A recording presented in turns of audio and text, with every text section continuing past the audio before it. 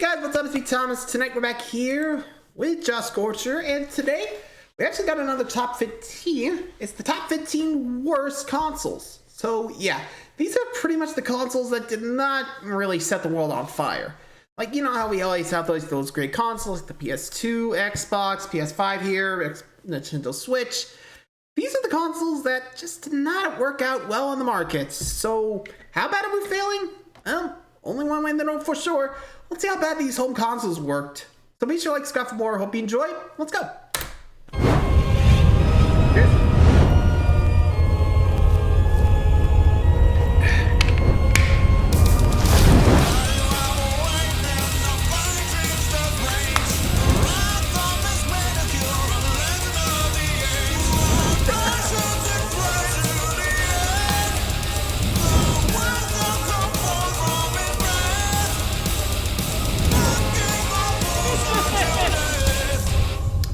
Let's begin. Microsoft, Sony, and Nintendo. Currently, these are the big three core juggernauts of the console manufacturers. Since the early 2000s, their battle has defined generations of consoles. With them being household names, it's easy to forget that there have been plenty of other contenders in the ring. that the I wouldn't blame you for not knowing about a lot of these, considering how short-lived they were. Of course, there's more to a console than just bad games, since having bad games doesn't make a console automatically terrible. There are several more factors. Before we get into the metrics which we'll be measuring these by, a few ground rules. 1. No knockoffs or bootlegs. These have to be officially licensed and sold. Games. 2. Cloud gaming services are allowed if they have consoles that don't require PCs. 3. No plug-and-play consoles. They're way too easy to mock and don't really count in my eyes. As for the criteria, oh boy, take a seat. Again. 1. Bad and or limited library of games. Consoles are kind of pointless without them after all. 2. Overpriced console or games. And yes, we will be adjusting for inflation. A lot. 3. Bad and or deceptive marketing. Marketing is far from easy. As you'll see though, some people really try hard to suck at it. 4. Bad hardware. Pretty self-explanatory. Bonus points for bad controllers. 5. Bad business practices like corruption and such. Once again, pretty self-explanatory. Stuff. 6. Lack of standard features for the time. Lack of backwards compatibility, bad online if offered, etc. 7. Bad production. Not a bad thing by itself, but when it results in a thing like this, well, yeah. 8. Bad gimmicks. If it doesn't contribute to the overall experience, if it feels tacked on, it becomes a factor. Got it memorized. Before we get started on this roller coaster of history, I want you to pay special attention to adjusting for inflation, because you really do begin to realize how much your parents sacrificed all their hard-earned money. If they unfortunately bought you one of these consoles, be sure to tell them how much you appreciate them. Here we go. First up, 15. Say what you will about Nintendo, but back then, they've always been consistent with their production goals. They may not milk the console scene as much as Sega did, but with what few platforms they had, they made the most out of it. Of course, for every hit system, there's gotta be that curveball that threw them for a loop. Enter Virtual Boy, Nintendo's dinosaur-age headset console, advertised with the eye-catching gimmick of experiencing games in 3D. Now, to its credit, the Virtual Boy does have some good games. A few decent platformers, puzzle games, and even some first-person games that take advantage of the virtual reality concept. Here's the problem, though. Most of these games hardly make use of the console's gimmick of experiencing virtual reality. Instead, it often capitalizes on depth gimmicks to give us an illusion of 3D, even though these can be done on any other console and still look the same. So really, all you get for playing these games on this system specifically is a migraine and a half. Yeah, get used to all those crimson pixels because they're not leaving your irises. To make matters worse, only a handful of the games were released in North America, with half of the entire library unlocalized and a few more canceled due to the console's failure. Given that it's sold for $175 with an adjustment for inflation at $315, why fork your wallet for this mess when you could just buy a Game Boy? Talk about self-competition. Maintain dominance! Not a chance! My mind stronger than you. If I had $1 for every dated product that promoted fake 3D, I'd have enough to buy 8 double cheeseburgers, which is a lot, but just so not as much as I expected. It goes without saying that this is Nintendo's worst performing console, hardly lasting for a year with only 770,000 units one of the sold. few failed On the bright side, while it failed the virtual reality scene, at least it that did one pave still the had way a for the bigger chance, you know? and better headset consoles that we have today. Even Nintendo ain't ashamed to reference this little fella every so often. I really can't be too mean to this console. It tried to do something new for its time, and while it didn't do it well, it's mostly pretty harmless. Well, except for the ads. And let's be fair here, for all of the console's kinks, it didn't really hurt anyone enough to warrant a lawsuit. Unlike the N64. Yeah, again, they were doing these bombs to compete, so ouch. On the first day of Christmas, RCA gave to me a telephone? What is that? Studio keyboard? No, seriously, what is this thing? What is this thing? Actually, it's one of the very first consoles to play ROM cartridges, the RCA Studio II. AKA RCA's attempt at outgunning the console that got away. Created in 1977, back when video games were still blossoming, this little barely managed to survive for only a year. Its biggest competitors were the ColecoVision, Intellivision, and the Atari 2600. And No, not the face! it didn't stand a chance. It only sold around 60,000 units. Compare that to the PS3's 87.3 million, and you really get a sense of the scope. So what happened? How did the RCA fall short at the finish line? Its going price back then was $149, which, thanks to inflation, measures up to about $657 nowadays. But was it worth the price? Let me guess. Not really. Unlike other consoles, it didn't have color, which really hurt its stand in the market. And it didn't even have a joystick. Instead, it just had number keypads for controls on the console. Not that they helped, considering how unplayable most of its library was. Looking back, it's kind of weird picking on this one since it came out during a time where standards weren't really high for gaming. Then again, you look a little deeper and see how it did everything wrong. It tried to one-up its competition only to fall flat, and it feels even more dated than it was supposed to. But hey, it did bring us something amazing. Joyce Weisbecker, the console creator's daughter, learned how to program the device and became the first lady commercial game designer. Not bad, Boomer. Gosh, I be saying that. Yeah, no kidding. I felt that by association. 13? What do you got? Okay, what's going on? Warzone? You strap this console onto your head and look into the screen. Within is another dimension. A dimension of empty ideas, stiff animations, and nauseating visuals. You're moving into a world that makes you question why you even trusted Tiger Electronics to make a worthwhile product to begin with. Yeah, you just crossed over into the R-Zone.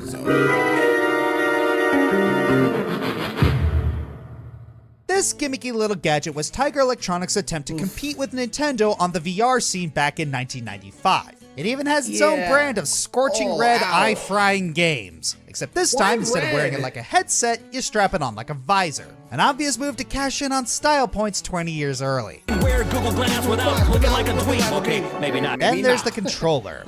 Man, is this thing ugly. The buttons are stiff, and it's got so many menu options that it's easy to confuse them and press the wrong one. Good thing the off button is close by, though, because that's clearly the most important one here. And the games? It's the same juvenile LCD gameplay you get with a Happy Meal, aka every other Tiger game. There's no 3D, no use of VR, nothing. The immersion gimmick is completely pointless, so much they made a handheld version of the game to amend that. Granted, it handles better, but they're still improving over burnt garbage. The R-Zone is no more than a glorified accessory that squeezes itself in between the console market for a quick buck. Granted, it's cheap enough to last a couple years, but there's still no novelty to be had here. The LCD graphics aren't charming anymore, even in Tiger's prime. Nintendo may have had its days with the Game & Watch, but even they knew when to leave the scene. Yeah, I think it's a no-brainer that anything made by Tiger at the time hardly warrants professional judgment. It feels a bit redundant to pick on this company, really, especially since they didn't charge much for this thing. But if you're gonna put yourself in the same market as Nintendo and Sega and claim you can hang with the big boys, then the scorn that comes with it is all on you. Yeah, they didn't really come out swinging. They just tried to do what they could. All right, number 12, what do you got? Okay, whose idea was it to make a phone into a gaming device? In 2003? Yeah, now I got your attention.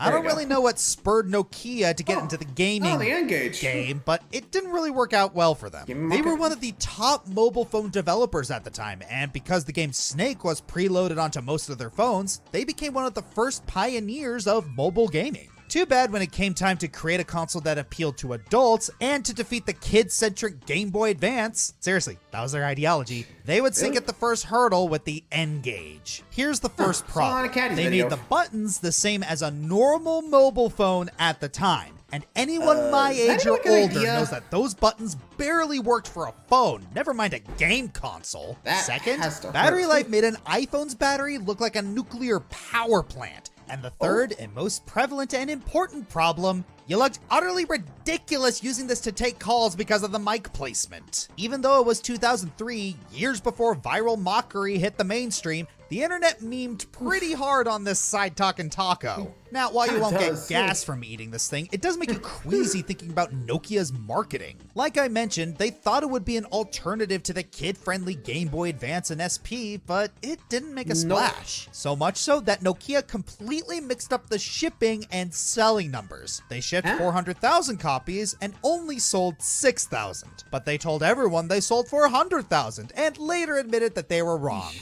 Really? Gotta love it. Now, I will give Nokia some credit. The N-Gage QD they released in 2004 was a massive improvement that made the device more user-friendly and sold it at a lower price. Plus, they had two successful games with Pocket Kingdom, Own the World, and Pathway to Glory. But even with those boons, the N-Gage was already gasping for air by the release, and in 2006, it was discontinued. While the N-Gage was an interesting device and had a good concept behind it, it was just too early for a game phone hybrid console when the Game Boy Advance, and later the PSP and DS, just blew them out of the water. Nowadays, mobile gaming is so big that it's suffocating to a degree, but back then, it just wasn't enough to engage audiences.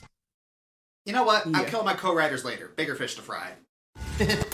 Yeah, fair enough, but yeah, let's be real, like, woof. Let's just be... That is just one thing that just did not work out. Like, Nokia may have been the king of the phones back then, but stuff like that was why they're not really around anymore. Ugh. That's gotta be rough, you know? Oof. I mean, hey, we even saw this during, like, you know, Caddy's video with the portable crash games, so...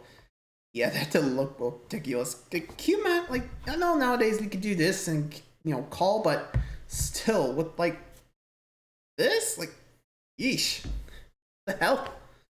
Alright, moving on. Number 11.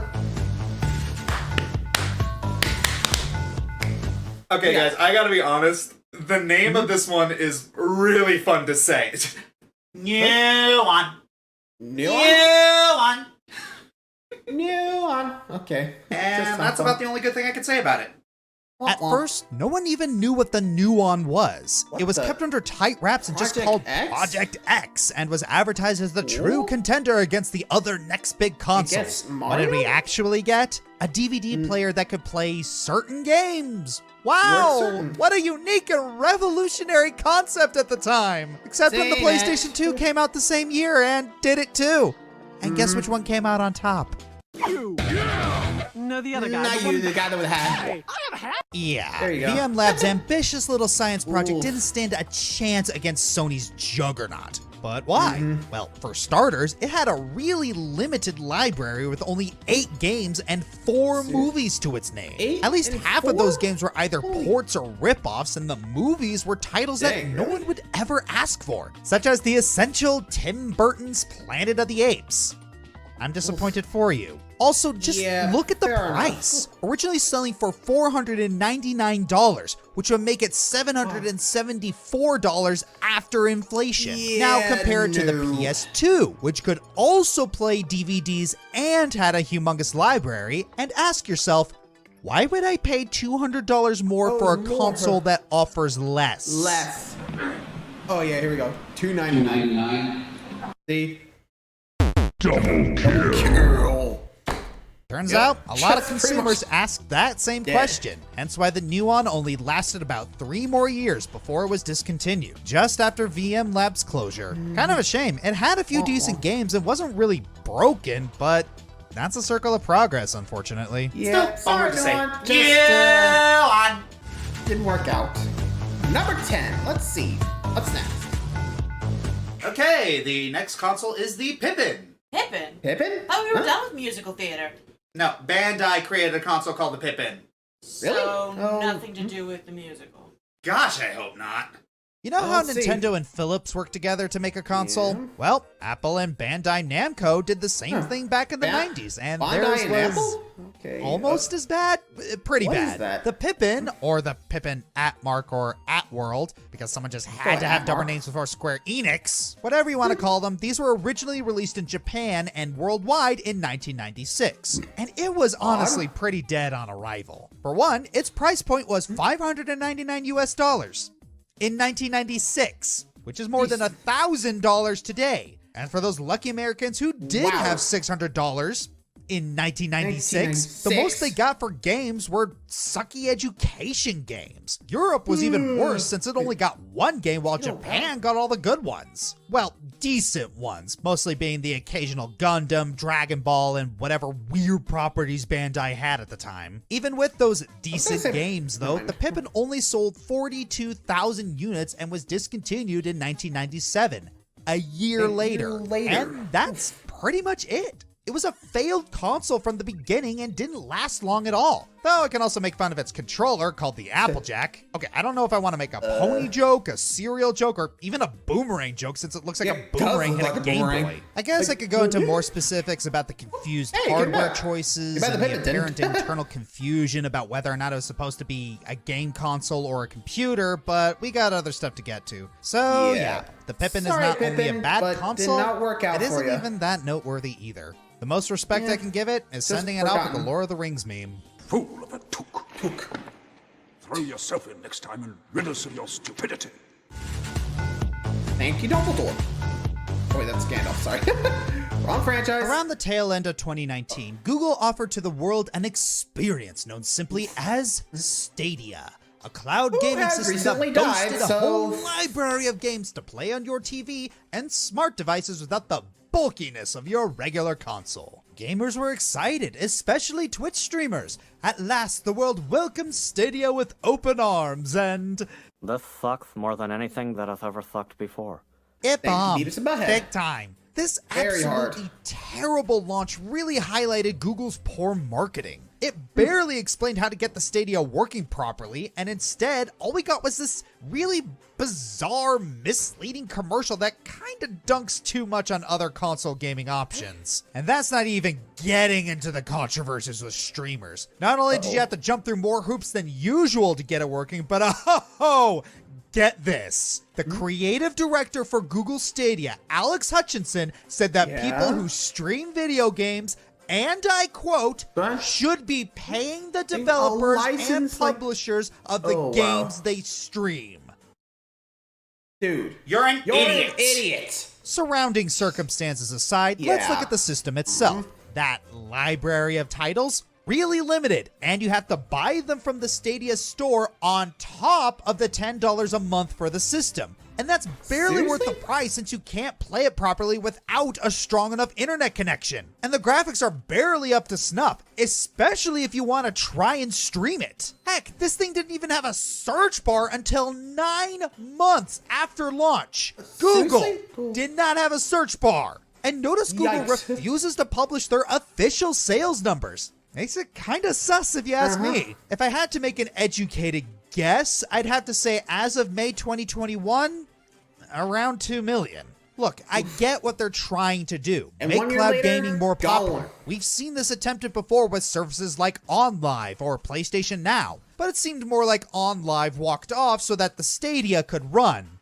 and then trip on its trip and face. fall. Seriously, why would anyone want a convenient and spacious console that barely works when the bulky consoles like the Switch or PS5 actually function? And the most surprising part of all, at the time of this video, the Stadia is still alive. I'm not dead!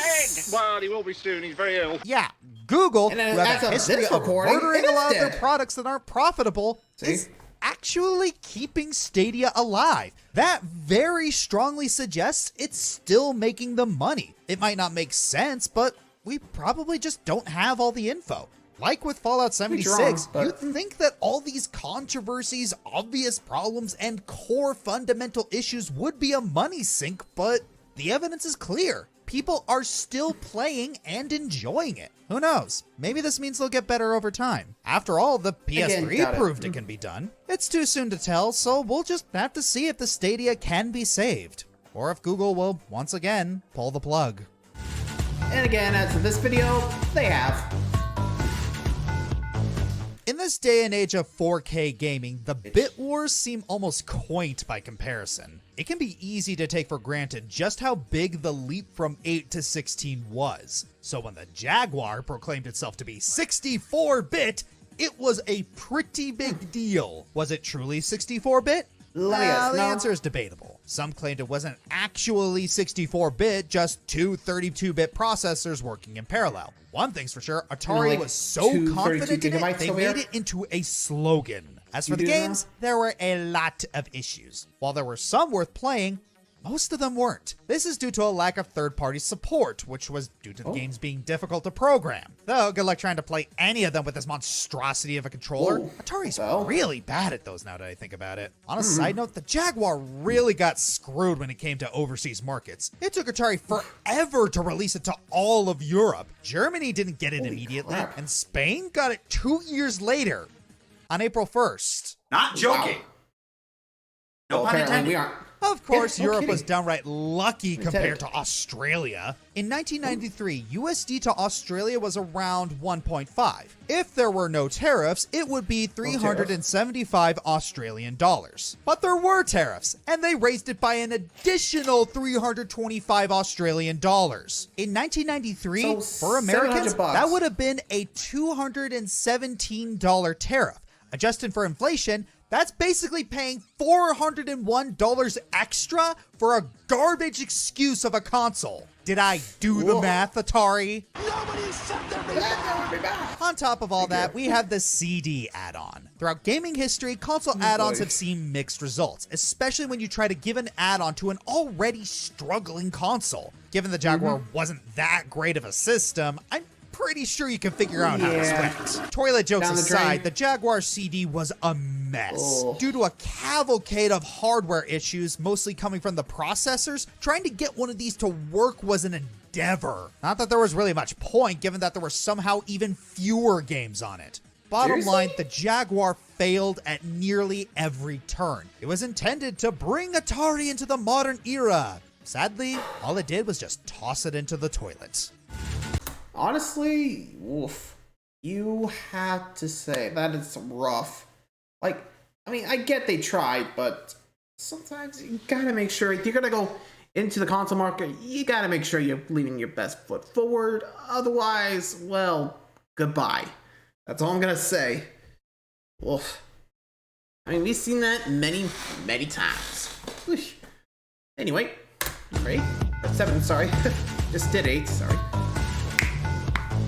I don't think I'm being controversial when I say EA is like a plague upon the gaming industry, and much like a plague, they somehow managed to spread everywhere. Oh, too soon. Anyways, much like Sega or Atari, EA was once in the business of making consoles. Sort of. The founder of EA, Trip Hawkins, stepped down as EA CEO, and the 3DO was created through a child company, the aptly named 3DO Company. However, Hawkins was still serving as EA chair at the time. Does that count as this being EA's console? Well, as long as I get to pick on EA, I'm saying yes. So what's so bad about the 3DO that gets it on this list? Well, it'd be easier to list what isn't wrong. Point the first, bad console design. Let's face it, humans are vain creatures, and aesthetics can and do make a difference. The 3DO looks like an ancient VHS player. I know people joke about calling the Xbox Series X a brick, but this is just ridiculous. Point the second, price. Yeah, you know you can get a brand new PS5 with a disc player that will set you back about $500 or so? Assuming you can get one? A brand new 3DO was asking $700 in 1993. Adjusting for inflation, that's a little over $1,300. Yeah, I don't know what they were smoking either. Point the third, marketing. Did you know the 3DO is actually 9 different consoles produced by 4 different manufacturers? And that each 3DO's availability was determined based on your location? and that each 3DO had different specs? No? Me neither, until everyone on the writing team did research for this entry. There was also a promised online function that never came to be. Again, the never only did. redeeming feature of this mess of marketing is that none of the consoles were region locked or had copy protection. Of course, that also made it much easier for hackers to homebrew the 3DOs to high heaven, but it could have been much worse. Point the fourth, hardware. You know, for a time, the hardware on the 3DO that the world was presented, the Panasonic FZ1, was actually pretty advanced. However, this doesn't save it from some absolutely boneheaded choices. You know how PS2 only has 2 controller ports, but you can get splitters you can put into the ports so you can have up to 8 people playing? Well, someone on the 3DO team thought it would be a good idea to have a single controller port and then have additional controllers connect directly to the first controller. Point the fifth, Seriously? games library. A console can be the greatest thing since sliced bread, but if there's nothing to play on it, then it's just a lump of plastic.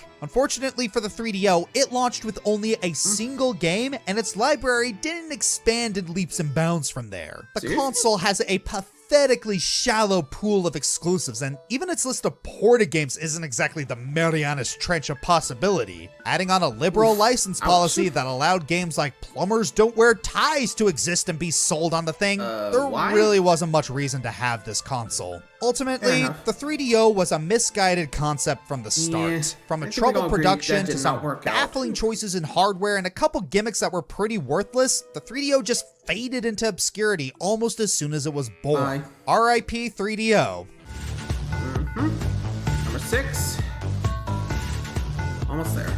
Sega consoles, boy are we in for a treat. While Nintendo is actually doing the smart thing and making good games for their systems, Sega thought they could outplay the competition by making lots and lots of consoles. It's no surprise that most of them blew out their lifespan due to a lack of good games, and the worst offender of that goes to the CD and 32X add-ons. The Sega CD is supposed to be Sega's way of taking a step forward with game consoles, with games running via discs instead of cartridges. While it's not a bad direction, since consoles afterwards did adapt to it, it still runs the issue of complicating the Sega Genesis by being an add-on that doesn't provide you with many worthwhile games. Most of its library is just FMV games with choppy visuals and non-existent gameplay. Even with the few games that hold up, is it really worth paying for a console this expensive, especially when its tech doesn't even age that well anymore?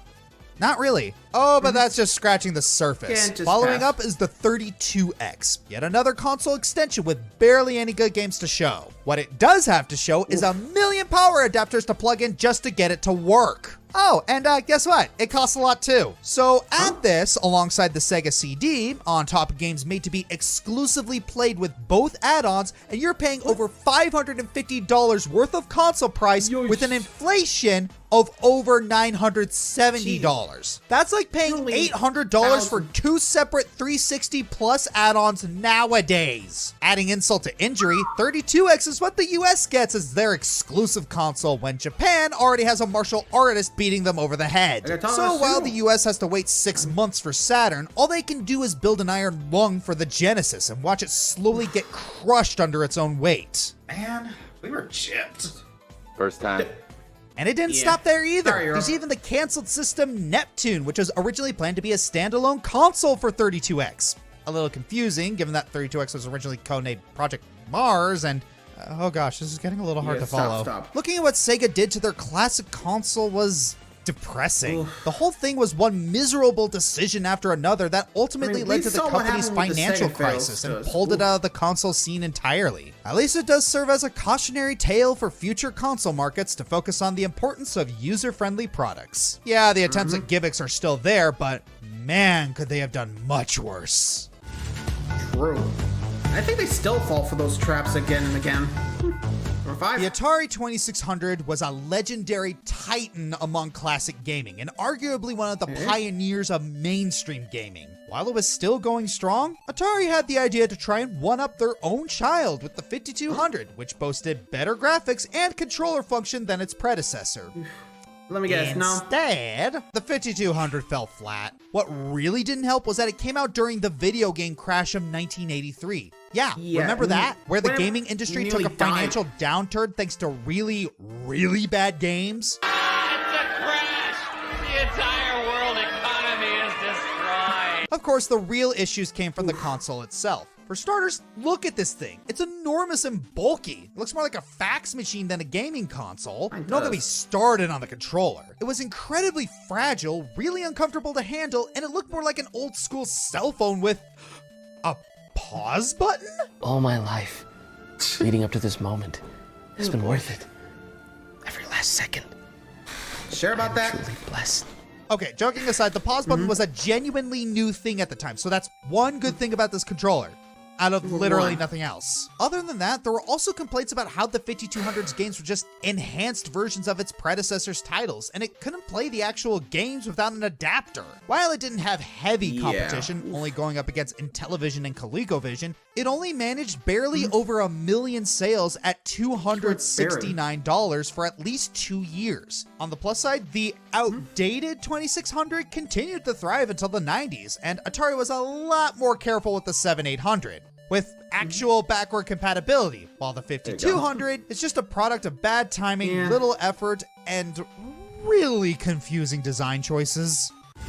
And also just, I guess they just stumbled there. People just like We've talked about a couple handheld consoles on this list, but what happens if we talk about a console that was an Android console, but not handheld? Yes, I am sane. Yes, what I'm talking about is real. Yes, I will get to the point and talk about the Ouya. The Ouya was an Android micro console released originally in 2013 after a successful Kickstarter campaign that raised over $8 million in 2012. Unfortunately, like a good number of Kickstarter campaigns, what was promised and what was given were two different realities. The console on its own was honestly not that bad. It worked for the most part, but there were some issues. Those being poor connectability with the internet, a subpar controller with input lag, and a poor performance of mobile games compared to when played on mobile. Oh yeah! Bro. Unfortunately, those three things are all very important items needed to make a good console. The other thing needed was games, which the Ouya was pretty light on to begin with. To balance that, Ouya Incorporated created the Free the Games Fund, which helped budding developers with funding by matching indie crowdfunding campaigns up to $50,000 as long as the game was Ouya exclusive for the first 6 months. But that didn't do much when the first 2 games successful with this program had reports of people artificially inflating their campaigns to gain additional funding from Ouya. Because of course, whenever someone tries to help the little guy, people always try to find a way to abuse it. While Ouya did fix these issues with the fund, it didn't help their gaming catalog that much. So despite the Kickstarter, the console itself only sold 200,000 units and was deemed a commercial failure. In 2015, the console itself was discontinued and its assets and staff were sold to Razer, who eventually killed the Ouya completely in 2019. This is kind of unfortunate since the Ouya actually had a good premise with a way to make gaming accessible and cheap, and that anyone can make a game for the system without a license. Kind of like Steam Greenlight, or the Atari 2600, or the 3DO. Okay, maybe not that good. Nevertheless, when compared to the juggernauts that were the big 3 console developers and how mobile gaming was already starting to get way better with the release of the iPad and Android tablets, there was no reason to choose a home console that played mobile games worse than a portable phone that was better in performance and accessibility.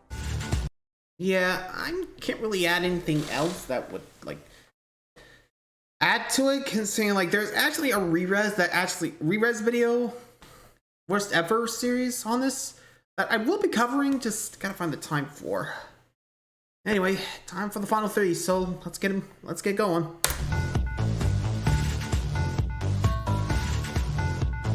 When it comes to dedicated handheld gaming, Nintendo is the undisputed king of the market. While some territories do better than others, as a whole, their reign has remained unbroken. So whenever a new competitor tries to enter the market, it usually doesn't go over so well. And nowhere is this more evident than with the ill-fated Gizmondo. Originally conceived as the Game Track by Tiger Telematics, no relation. Gizmondo was hyped to hell and back with plenty of promotions and secondary features. As for the games, there were a grand total of 14 of them. And with such games as Sticky Balls and Mama Can I Mow the Lawn, it's not hard to see why this thing bombed. The Gizmondo launched with a price of $400. For that, you could have easily gotten a PSP or DS with some games. Keep in mind, this was a handheld in 2005. There was a less expensive version that came with built-in advertisements. I mean, on one hand, I'm appalled that a console with built-in advertisements was even considered. On the other hand, I'm betting some exec is looking at this and going, write that down. Allegedly, the servers that were supposed to play said ads were never activated, so... Whoops. There's also the fact that the CEO, Stefan Eriksson, was linked to the Swedish mafia, further destroying this console's already terrible reputation. All these factors led to the Gizmondo being discontinued after less than a year, taking the manufacturer with it, and being the worst-selling handheld console. In hindsight, I'm really not surprised that this thing failed. It used the same narration as B-Movie. According to all principles, it's too heavy for its wings. It just can't fly. But no one has told this to the bumblebee. So it flies and flies. He doesn't care much about principles, do you? You like jazz? Really? Not the best way to do it. Number 2. Given how the licensed Nintendo properties on the CDI practically birthed a new art form, it's easy to forget that there was an actual console there. Sometimes Philips did the same. The CDI was definitely an interesting experiment. For starters, it was marketed as a multimedia system first, game system second. Gee, why does that sound familiar? As a game system, the CDI was, well, bad. Confusing. Let's get the obvious thing out of the way first. The second controller port was on the back of the console. That's the kind of design flaw so blatant you swear it was done for the sake of it. And the controllers themselves were bizarrely designed. You thought the N64 controllers were designed for alien hands? These seem to be designed for Lovecraftian horrors, one for each ultimate god. What the hell did they do to that controller? While most of them were wireless and the wireless worked very well for something from 1994, none of them were conducive for gaming, especially with D-pads and joysticks that had little in the way of solid grip. A more dedicated gaming controller came out much later, but why would anyone want it at that point? For being one of the first CD-based consoles, the CDI had little to offer in terms of games. Most of them were limited to interactive museum tours or edutainment games. Of course, you can't talk about the CDI without mentioning the infamy that was the licensed Nintendo games. We've all seen the parodies, we've all seen the memes, so I'll sum it up like this. There's a very good reason Nintendo refuses to acknowledge these things. It really makes you wonder fair enough, why the creator bothered to take on the fan Nintendo. remake. Apparently it was because they were afraid of a cease and desist. But wouldn't they have to, like, you know, acknowledge You do realize it? that Nintendo would have to acknowledge that these games were made if that was the case, right? The interesting thing about the CDI is that while it didn't do so well as an actual game console, it was still used in other ways, mainly as, well, a CD player. There were even classes of CDIs designed for use as presentation hardware, so it's common to see businesses utilizing one of these. Heck, it was one of the first consoles to have online capabilities. They were far from stellar, but it was definitely bold for the time. In the end, the CDI, while it did find a home in other formats, it was a pretty sucky game console. As they say, It was a nice beefy piece of hardware for the time, but it couldn't decide what it wanted to do or be. It tried to do everything, but excelled at none of it. Nothing. Which is far more than I can say for number 1. But first, the dishonorable mentions. Well, let's see what missed the cut.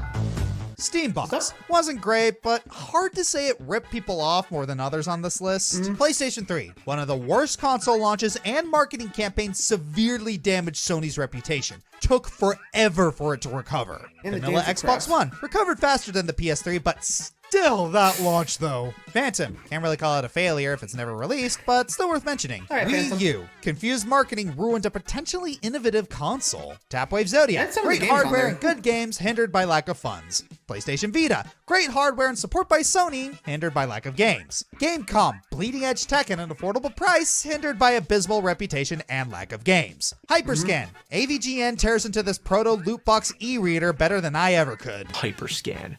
And the number 1 worst console of all time is... This is it. The worst console of all time. Worse than the Stadia. worse than the 5200, worse than the Gizmondo, and worse than the dreaded CDI. Now, let us glimpse into what I have deemed the worst console of all time. Yeah. Not be fooled by its commonplace VCR appearance. Strap in. Yep, here we go. This is the LaserActive. LaserActive. It was Pioneer's answer to the console that, at the time, was what they thought their greatest competition was. CDI? The Philips CDI. If you think that's funny, well, I hope you have a taste for the Strap dark in. and or absurdist kind of humor, because otherwise we might see Twitter get it canceled. Remember how expensive the 3DO and Pippin were? Well, this was way worse. The base console on release was $900 in 1993. And you heard me, I said base, because for some reason, incomprehensible to even Cthulhu, this console decided to take a page out of Sega's book by adding a bunch of add-ons to the console. Called modules, these pieces of hardware allowed you to play games for the TurboGrafx-16 and Sega's Genesis and CD. Oh yeah, did I say take a page out of their book? I meant literally working with them to replicate their crappy add-ons for Pioneer's even crappier console. And they were $600 a piece in 1994. And if that's good enough for you to make this the worst console, I'm not done. There were even more module add-ons. There was a module that cost $350 that allowed you to play karaoke games. Compare that to the Guitar Hero World Tour bundle, which had a game and a full band set that cost $189 in 2008. There was even a module that let you play floppy disks and supported Mac OS, so the Pippin's here too. But wait, there's more. They even created a 3D goggles module to allow for playing 3D supported games and work with the Sega Master System. And the adapter to use these goggles were sold separately.